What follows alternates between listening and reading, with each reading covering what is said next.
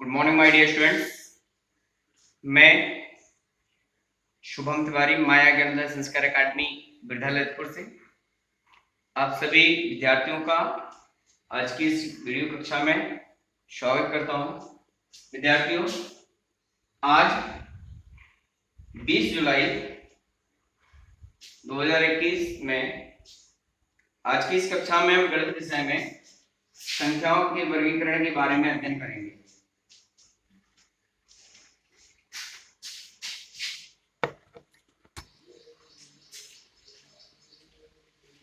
तो आज हम गणित विषय में संख्याओं के वर्गीकरण के बारे में अध्ययन करेंगे। विद्यार्थियों, पिछली कक्षा में हमने संख्याओं के प्रकार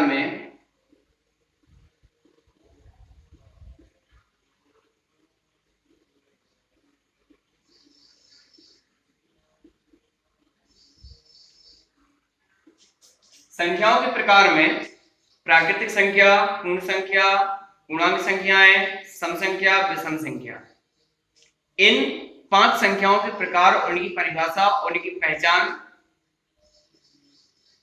के बारे में अध्ययन किया था। आज हम अन्य संख्याओं के प्रकार में भाज्य संख्याएं,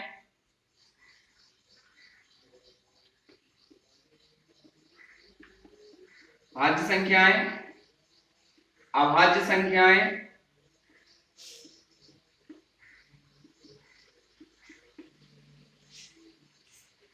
सह अभाज्य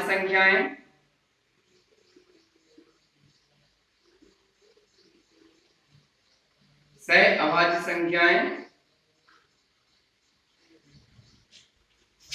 परिमेय संख्याएं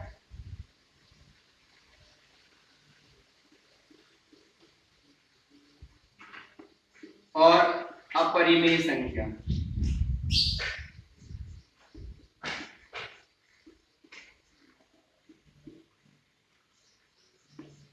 इनके बारे में जानेंगे, इनकी परिभाषा जानेंगे, इनकी पहचान कैसे करें, कैसे समझें कि संख्या भाज्य है कि अभाज्य है, कैसे समझें कि किस संख्या का जो ग्रुप दिया गया है क्या वह सह अभाज्य संख्याएं हैं या नहीं है। कभी कभार जैसे हम आपको एक सवाल दे दें, जैसे ना एग्जाम्पल में मैंने कहा बताइए क्या 5,7 दो संख्या दे दी मैंने कहा बताइए 5,7 क्या सह अभाज्य संख्या है, सह अभाज्य संख्याएं हैं। तो कैसे पहचानेंगे कि आप 5 और 7 जो दो संख्याएं आपको दी गई हैं ये ग्रुप आपका सह अभाज्य है या नहीं है। तो इसको हम तब पहचान पाएंगे, तब समझ पाएंगे जब हमें सह अभाज्य संख्याओं की परिभाषा का मालूम होगा, जब हमें यह जानकारी होगी कि सह अभाज्य संख्याएं कहते किसे हैं। या फिर मान लीजिए अगर आपसे कुछ पूछे बताइए 137 क्या यह एक भाज्य संख्या है। अब आप कैसे बताएंगे, क्या 137 एक भाज्य संख्या है या नहीं। तो विद्यार्थी यह भी हम तब बता सकते हैं जब हमें पता होगा कि भाज्य संख्याएं किसे कहते हैं। तो आइए जानते हैं इन परिभाषाओं के बारे में और इन संख्याओं के बारे में। सबसे पहले बात करते हैं भाज्य संख्या की। तो भाज्य संख्या किसे कहते हैं, आइए देखें।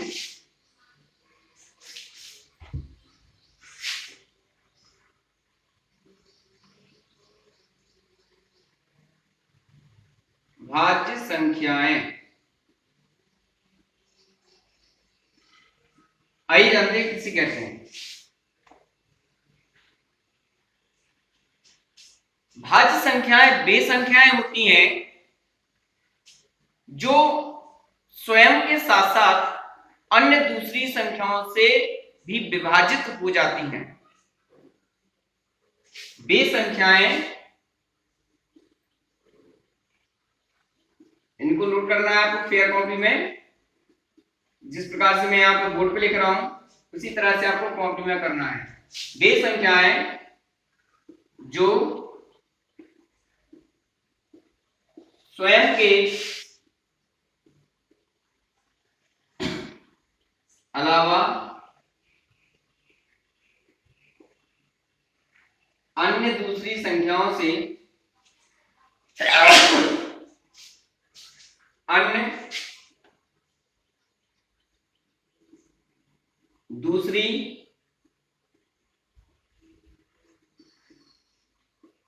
संख्याओं से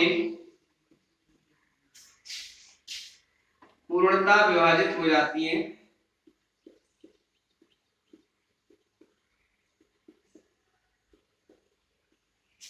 पूर्णतः विभाजित हो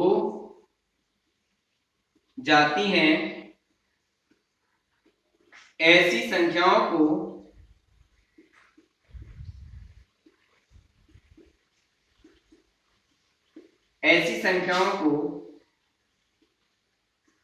भाज्य संख्याएं कहते हैं।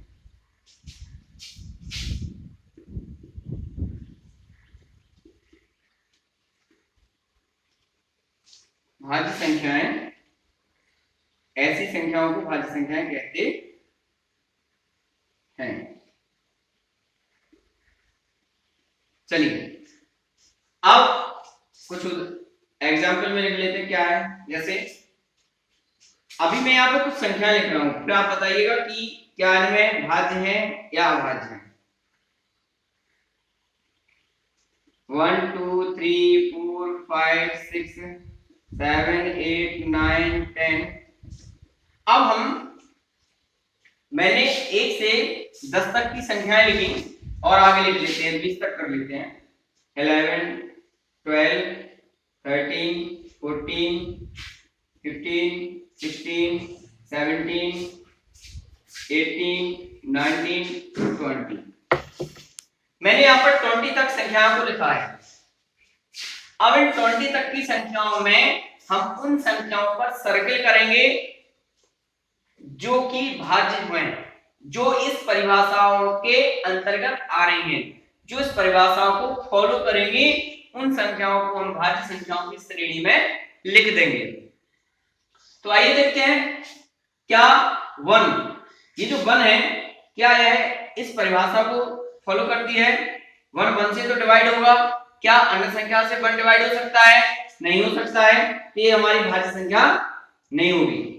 आइए 2 में 2 का तो भाग चला ही जाएगा, 2 से तो ये विभाजित हो जाएगी, परंतु क्या अन्य और कोई संख्या है जिससे 2 विभाजित हो सकती है? तो ऐसी कोई भी संख्या नहीं है जो 2 को पूर्णतः विभाजित कर सके। 3 पर चलते हैं, तो क्या 3 के अलावा अन्य संख्याओं से विभाजित होगा? जी बिल्कुल नहीं होगा, क्योंकि 3 भी एक अभाज्य संख्या की श्रेणी में आती है।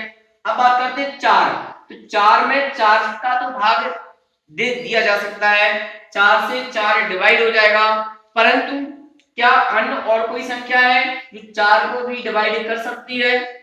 जी हाँ बिल्कुल है, 2 है, 2 से 4 को डिवाइड किया जा सकता है। तो यहाँ पर हम 4 को सर्कल कर देंगे। 4 हमारी कैसी संख्या है? भाज्य संख्या, क्योंकि यह स्वयं के साथ साथ अन्य दूसरी संख्या है 2 जिससे भी विभाजित हो रही है। 5 पर जाते हैं, क्या 5 के अलावा अन्य किसी संख्या से विभाजित होगा? बिल्कुल नहीं होगा। 6, जी बिल्कुल हो जाएगा। 6 किससे हो जाएगा?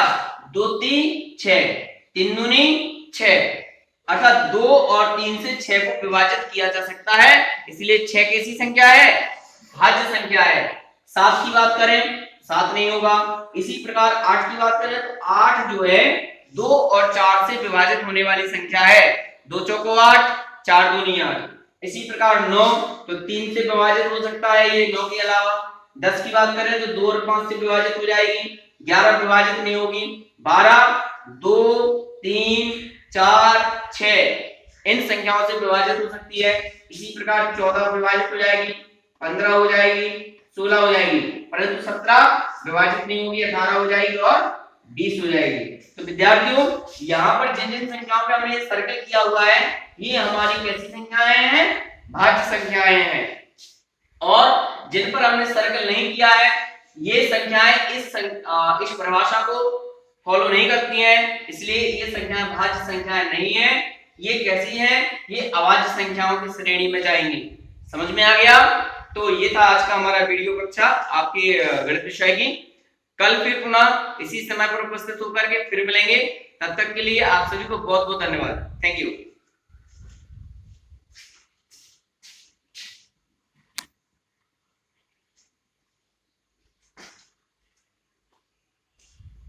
विद्यार्थी एक बात और है, ये जो आपने आपको आज टॉपिक समझाया है भाज्य संख्याओं के बारे में, इसको आपको अपनी फेयर कॉपी में इसी प्रकार से लिखना है। साथ ही साथ लेख का विशेष ध्यान देना है और आप अपना इस वर्क को कॉपी में करके मुझे या व्हाट्सएप ग्रुप पर सेंड करिए ताकि मैं आपके वर्क को चेक कर सकूं। Thank you so much.